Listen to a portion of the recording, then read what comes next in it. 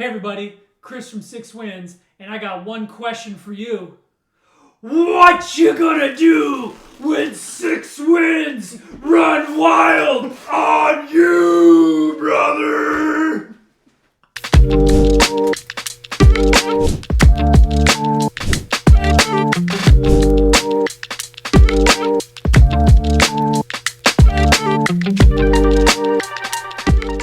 And we're here to review 2 matchups, and I'm gonna do it without a shirt on. He doesn't have another one. That was his only one he hulked up, and now we're gonna have to do this one shirtless for Chris. Yep, I'm in the worst shape I've been in the past 5 years. So I'm rocking my Jericho body here, but give me 2 months, and I'm making a commitment. I'm gonna be in the best shape I've ever been in my life. 2, maybe 3 months. Right on. Yeah. So, anyways, the matchup we're reviewing, we got Hulk Hogan, number 1 seed, versus Finn Balor. Ooh. And then the other matchup, 8 versus 9, we got Dusty Rhodes versus Kevin Owens. Do your Kevin Owens impression. It's not feeling it today. Okay. It's not good, but I'll try it. Okay. John Cena, my name is Kevin Owens, and you know me. I'm the NXT champ. That's good. That's good. Underrated impression. So here's what I want to do. So in the past, we've done 2 truths and a lie. Yeah, we actually got that one Stevis guy. Yeah, you better watch it. That's his shtick now. Yeah. Make sure he doesn't see this. Right. I'm coming for you, Stevis. So I wanted to do it with Hogan and Finn Balor because I did some research on these cats when we were, getting ready for this, and I found some interesting facts and one non-fact. So, Matt. Yeah. Put on your thinking cap. Ding. Alrighty. Hulk Hogan. 2 truths and a lie. Alrighty. And if you haven't ever played this game, I'm going to say 3 Hogan facts. One of them isn't true. Matt has to guess which one is not true. Mm-hmm. So, Hulk Hogan. At the age of 12, he was 6 feet tall and weighed 195 pounds. 12 years old. Could be true. Fact number 2. Randy Savage's Be a Man was a Hulk Hogan diss track. Oh, I should. I don't. Did he diss Hogan? Probably. I know. Yeah. Okay. And number 3, Iron Sheik refused to drop the title to him because he didn't have a legit wrestling background. All right, brother. Let me think about these right now, and then I'll get back to you. So when I was 12 years old, I was pretty big for my age, brother. I'm telling you, I was 6 feet tall and 195 pounds. The kids made fun of me, brother. Don't worry about it. Don't worry about it, though. That's true. Can't do his faces, man. My good friend, the Macho Man, yeah, we had some times when we weren't all that into each other, brother, and he wrote a song about me. Suddenly we weren't like dating. We weren't that into each other. We weren't that into each other, brother, and he wrote a song about me. I wrote, little known fact, I wrote 5 sonnets about Macho Man Randy Savage. Dang. Shakespearean style. That one's true too, brother. But I'll tell you one thing that's a lie. The Iron Sheik definitely would have dropped the title to me. Terry, whatever my last name is, not Cruz. That's another dude, brother. I get confused. I'm going with the lie. Iron Sheik. Final answer? Final answer. That's true. Woo! Wait, Yes. that's true or that's the right answer? You're right. Yeah! That's That's the lie. That is the lie. Yes! I took a real fact and I spun it a little bit for the lie. Was it Hogan that went and dropped the title to somebody? No, so it was Bob Backlund wouldn't drop the title to Hogan. Oh. Because he had no wrestling background. So Vince, being the, ultimate booker that he is, he finagled away. He had Backlund drop the title to Sheik, who did have a wrestling background, and then they had Hogan beat Sheik. Wow. Yeah. That's a pretty interesting history right there. Yeah, I appreciate that. So super fun fact. Okay, so 2 truths and a lie. Yeah. Finn Balor. I should do Finn Balor voice, which I might be able to do, but I don't think I can. AJ. No, I can't. I might do Kevin Owens' voice for this and see how it goes. AJ, good to see ya. Good to see you again, AJ. That's pretty so good. bad. Yeah, it's Irish. Yeah. Okay, so Finn Balor is a 1st-degree black belt in submission wrestling. Number 2, his body paint? Yeah. That was Big Cass's idea. Oh boy. Fact number 3, He collects Legos. Jeez, I thought these could all be a lie. Well, let me tell you something about Finn Balor. Coming from Canada, I know Legos are a big deal in Europe. I would smash those Legos because I'm a prize fighter. That one's true though. Okay. Finn Balor is a nerd.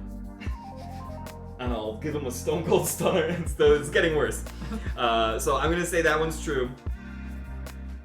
But let me tell you something about Sami Zayn and Finn Balor and all of us other guys that wrestled in NXT. Big Cass is a joke, and he would have never come up with anything that clever. So I'm gonna say that Finn Balor also does have a black belt in submission wrestling, but Big Cass did not come up with that body paint. Final answer. Okay. Just to be done with the bad Kevin Owens impression. That is correct. Woo! 2 for 2. I know for my 2. wrestlers. I did not do as good in acting. Yeah.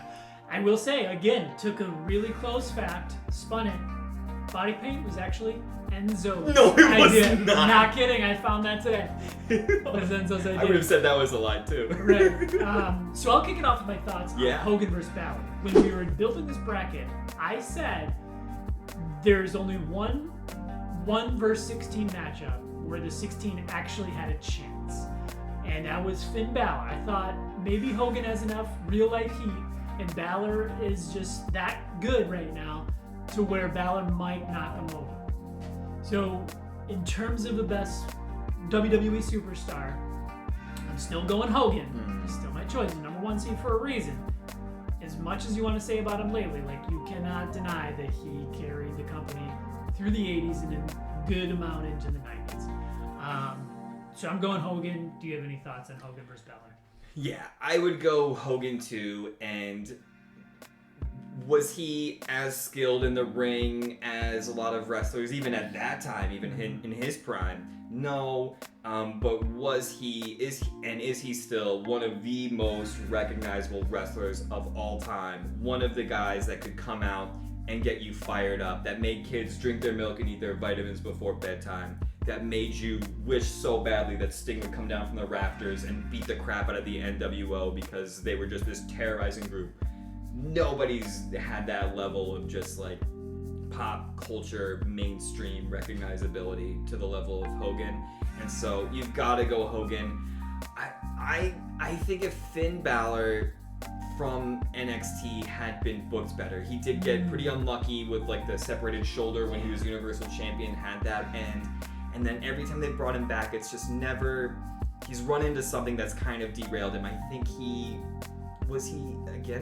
go up against Bray Wyatt in the Fiend character, or did they never do that? They did it. They did, and I think he lost. That feud. I think it was his first loss as Demon. Yeah. Correct me if I'm wrong. Yeah, so like that kind of derailed that new push, and then Judgment Day is a really good heel faction, but they don't win. They keep losing, and he should be better.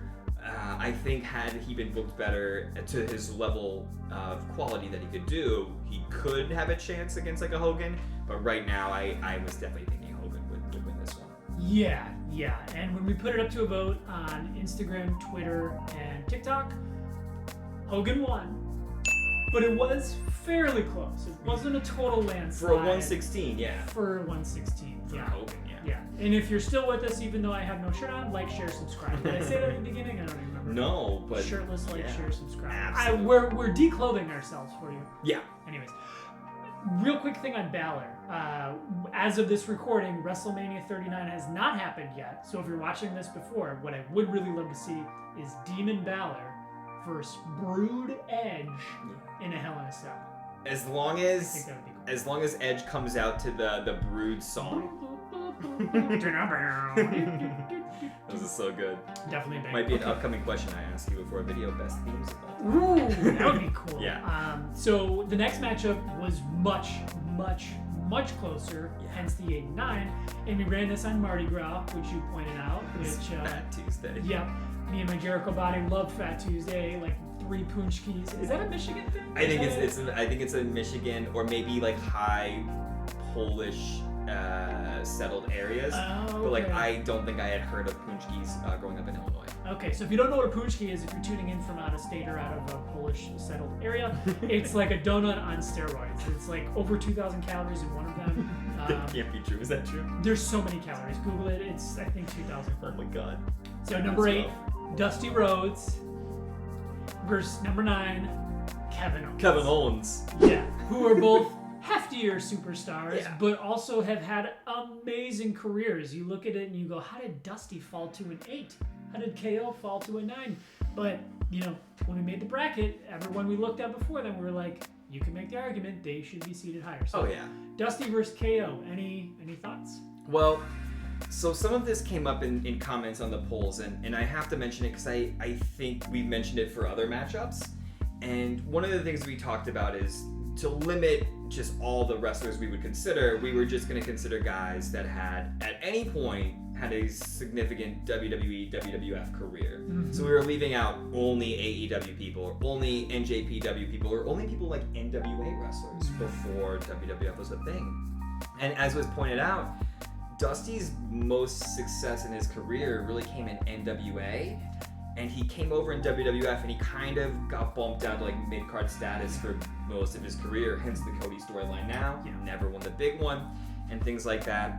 So, you know, to me, like what I saw of Dusty Rhodes, he was never that featured of a player. Kevin Owens has definitely had more main event level stuff in his shorter amount of time. He's maybe, I guess it's been close to about 10 years now on main roster though. So, yeah. But Kevin Owens is not a guy that I would normally like on first seeing. It's like kind of that like, I'm not the typical guy, not the typical package of a wrestler, and also a different attitude of like, I don't care, I'll just fight anyone and things like that. And like a person in real life like that, you know, I'm not that interested. But like, he won me over very quickly for his attitude. He sells it. He's really intense, and you believe it. And I love how he moves, his in-ring skill, his mic work. I think Kevin Owens is really good. Yeah, he's a 9 seed, but he's a really strong 9 seed. I would go Kevin Owens over Dusty Rhodes. I had no clue. This was again, because it's 8-9, a total toss-up. I had no clue who was going to win this one. Yeah, me neither. And it was close. We had to check in the night, the morning after, and literally tally votes, and it was within 1 or 2. And we're talking well over 100. I'm thinking over 150 even. Total votes. And it was within 2. So keep voting. Like, if you were voting and you don't think it matters, like, it actually matters. So we actually called in an expert in this one, Will Vandeputty, and he was also torn. But he ended up ultimately going KO, which I'm going to do as well. And you know, as you're talking, I was thinking about this. When you think biggest risk takers, you think maybe Mick Foley, Jeff Hardy, Shane. I'm going to throw KO up there as like an all-time takes big bumps. Like, I can't tell you how many times he's taken those bumps off, like pandemic era when they went up into those like screens and he took one off that got hit by a golf cart. And just most recently, Royal Rumble 2023, he was in that match with Reigns. I've never seen anyone take a bump into the stairs like he did. Like, Reigns took him and threw him onto like the edge of the stairs twice. Oh yeah, just head first back there too. And that's like, you want to talk risk reward, like it's not a spot that like looks that great. Like, it's not like going into a table and it's this big experience. It's like those stairs don't move, and he just like took it. So like, KO's got my vote here. And when we put it up to a vote, we said it was within 1 or 2 votes.